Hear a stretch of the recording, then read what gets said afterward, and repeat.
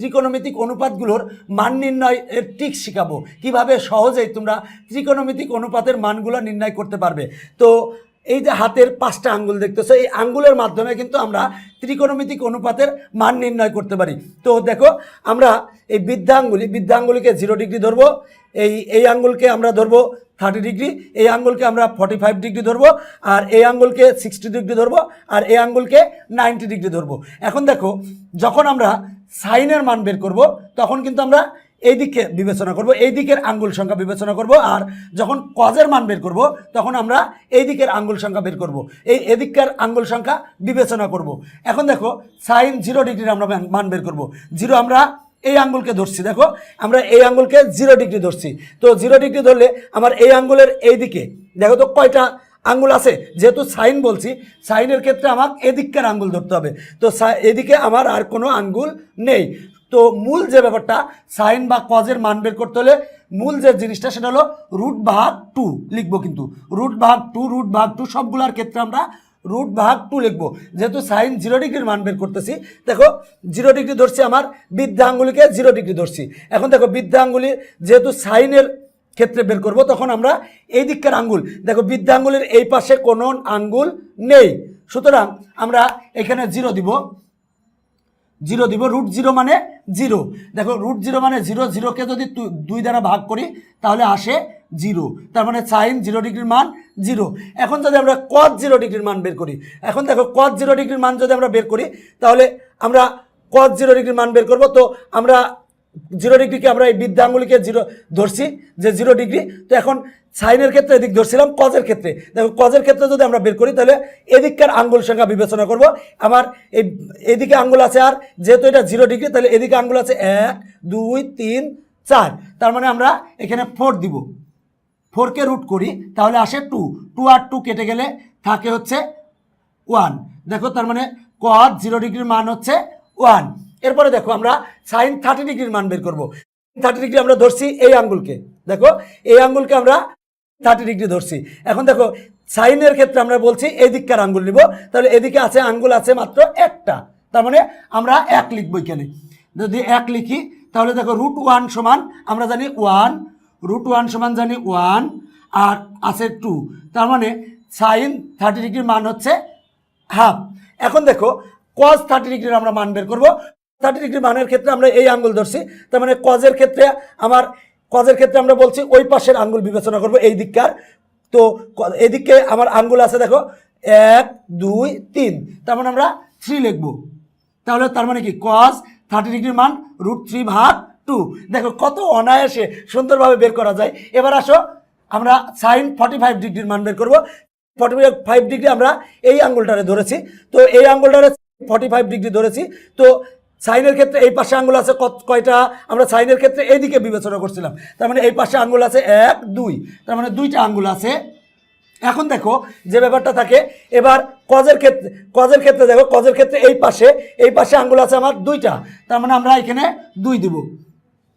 এখন দেখো, আমরা জানি সেটা হলো যে √2 আর একটা 2 সমান আমরা 2টা √2 লিখতে পারি, তার মানে √2 কাটা আসে হচ্ছে 1/√2।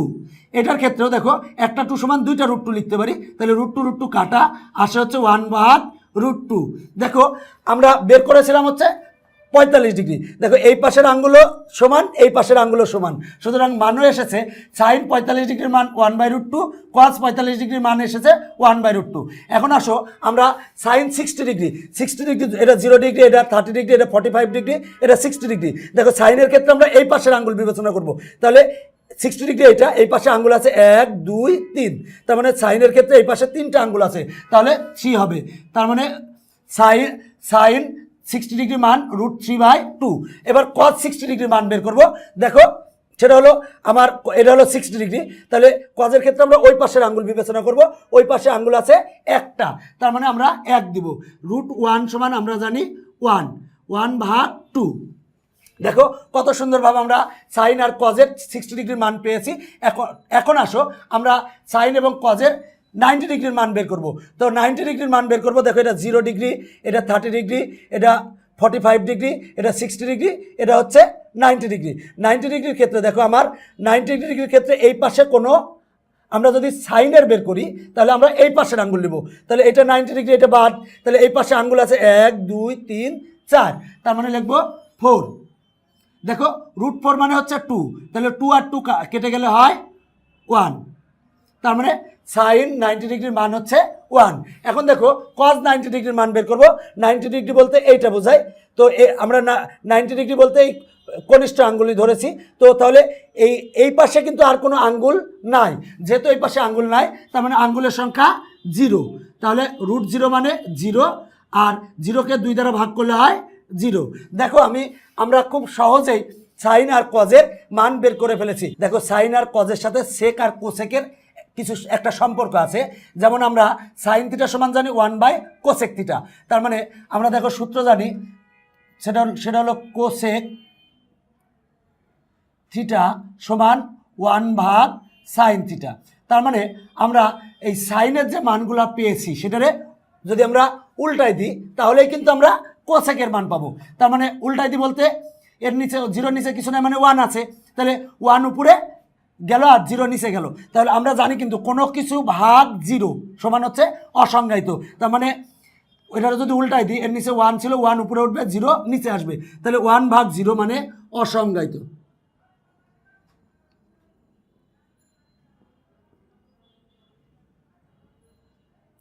এবার দেখো আমি যদি এটারে উল্টাই দিই তাহলে 2 উপরে উঠবে, 1 নিচে আসবে, যেহেতু আমরা কোসেক সমান জানি 1/সাইন, সুতরাং আমরা সাইনের যে 30 ডিগ্রির মান পেয়েছি এটারে যদি উল্টাই দিই তাহলে কোসেক 30 ডিগ্রির মান পাবো। 2 উপরে উঠবে, 1 নিচে নামবে, তার মানে আসে হচ্ছে 2। এটারে যদি উল্টাই দিই তাহলে √2 উপরে, 1 নিচে, 1 লিখলেও হয়, না লিখলে হয় √2। এটারে উপরে উল্টাই দিলে 2টা উপরে উঠবে, √3টা নিচে নামবে, 2/√3। এটারে যদি উল্টাই দিই তাহলে 1কে উল্টালে 1ই থাকে, লবকে হরে, হরকে লবে নিলে। এবার দেখো আমরা কজের সাথে আমরা একটা সম্পর্ক জানি, সেটা হলো সেক থিটা সমান 1/কস থিটা। দেখো সেক থিটা সমান 1/কস থিটা, তার মানে এটারে উল্টাই দিলে আমরা সেকের মান পাবো, তাহলে এটারে উল্টাইলে হয় 1। এটারে যদি উল্টাও 2 উপরে উঠবে, √3 নিচে আসবে, তার মানে 2/√3। এটার যদি উল্টাও তাহলে √2 উপরে যাবে, 1 নিচে আসবে, তাহলে √2। এটার ক্ষেত্রে আসবে 2, আর এটার ক্ষেত্রে 0, 1 উপরে যাবে আর নিচে আসবে 0।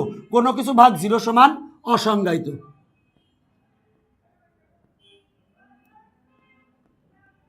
অসংজ্ঞায়িত। এখন দেখো আমরা ট্যানের মান বের করব। আমরা ট্যান সমান জানি sin/cos। এখন দেখো আমরা ট্যান থিটা সমান আমরা জানি সাইন থিটা ভাগ কস থিটা। এখন দেখো ট্যান থিটা সমান সাইন থিটা ভাগ কস থিটা, তার মানে 0কে যদি 1 দিয়ে ভাগ দিই তাহলে 0 ভাগ কোনো, দেখো 0কে 1 দিয়ে ভাগ দিলে হয় 0, এইটা ভাগ যদি এইটা করি তাহলে আসে 1/√3। এইটা ভাগ যদি এইটা করি তাহলে কেটে যায়, কেটে গেলে হয় 1। দেখো এইটা ভাগ এইটা, তাহলে আসে √3। এইটা ভাগ যদি এইটা করি তাহলে আসে অসংজ্ঞায়িত। অসংজ্ঞায়িত। দেখো আমরা কট সমান একটা জানি, কট থিটা সমান কস থিটা ভাগ সাইন থিটা। দেখো আমরা জানি, তো আমরা কস থিটা সমান আমরা জানি কট থিটা সমান cos theta by sine theta. অথবা তোমরা আরও সহজভাবে করতে পারো, এই মানটা এখানে দিতে পারো, এই মানটা এখানে দিতে পারো, এই মানটা এখানে, এই মানটা এখানে, এই মানটা এখানে, এইভাবেও তুমি বের করতে পারো। তো আমরা ওইভাবে দিই, যদি এই সম্পর্ক ব্যবহার করে বের করতে পারো। আবার ট্যানের সাথে সম্পর্ক আমরা জানি কট থিটা সমান 1/tan থিটা, ওই সম্পর্ক দিয়েও বের করতে পারো। তবে এইটা আরও সহজ, এইটা এখানে লিখো অসংজ্ঞায়িত।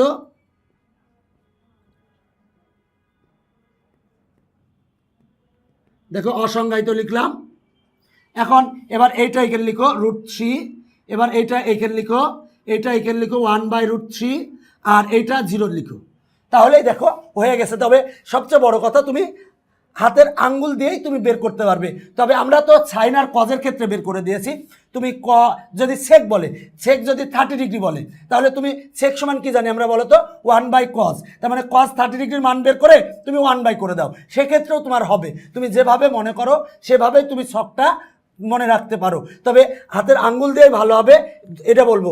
আর যে ব্যাপারটা থাকে সেটা হলো যে এই মানগুলা হাতের আঙ্গুল দিয়ে মনে রাখার চেয়ে সবচেয়ে ভালো হয় যদি তুমি নিজে মুখস্থ রাখতে পারো, কারণ মানগুলা সব ক্ষেত্রে কাজে লাগে। বিশেষ করে তোমার ক্লাস 9 থেকে শুরু করে একেবারে তোমার বিসিএস পরীক্ষা পর্যন্ত সব ক্ষেত্রেই এই মানগুলা তোমার প্রয়োজন লাগে, বিশেষ করে গণিতের ক্ষেত্রে, জেনারেল ম্যাথ, হায়ার ম্যাথ সব ক্ষেত্রেই প্রয়োজন লাগে। আর যে ব্যাপারটা বলবো, যদি তোমাদের এই ভিডিও লেসনটা দেখে তোমাদের উপকারে আসে, অবশ্যই আমাদের চ্যানেলটা সাবস্ক্রাইব করবে।